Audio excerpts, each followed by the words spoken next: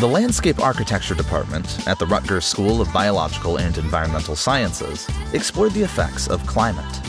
The Resiliency and Plurality Praxis studios addressed resiliency and explored factors that were, at times, overlooked or difficult to address or incorporate into the design process. The investigation in 3 locations: Beacon on the Hudson River in New York, historic St. Augustine in Florida, and the Rio Piedras watershed in Puerto Rico, addressed the following issues, respectively. How can we embrace sea level rise in waterfront design?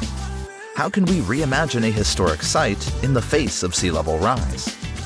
And how can environmental justice and nature-based solutions address flooding? The Hudson River Now. Studio focused on a culturally rich and historic river, ripe with opportunities for landscape architects to reimagine its post-industrial waterfront in light of climate change.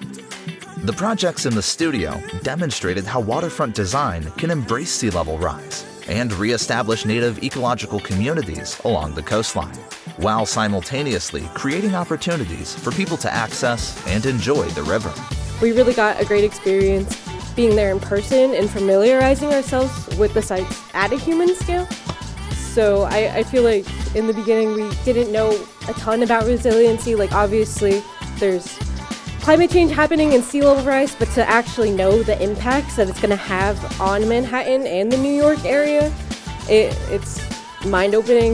The historic St. Augustine studio explored the oldest city in the continental United States.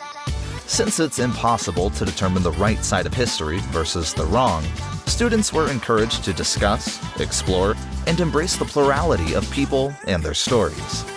I didn't know anything about the city, and we spent a lot of time researching it. And then I enjoyed our field trip a lot because it was very eye-opening to like how the field could work, since I didn't have really any prior experience with landscape architecture.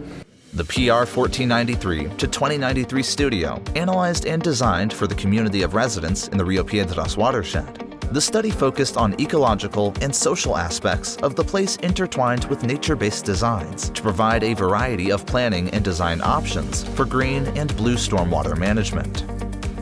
This trip to Puerto Rico really helped to place the river and how it interacts with its inhabitants, especially when we get to the more suburban and rural, developed areas. The studios demonstrated the strength of analysis and design, and the impact and contributions of landscape architecture to the climate crisis.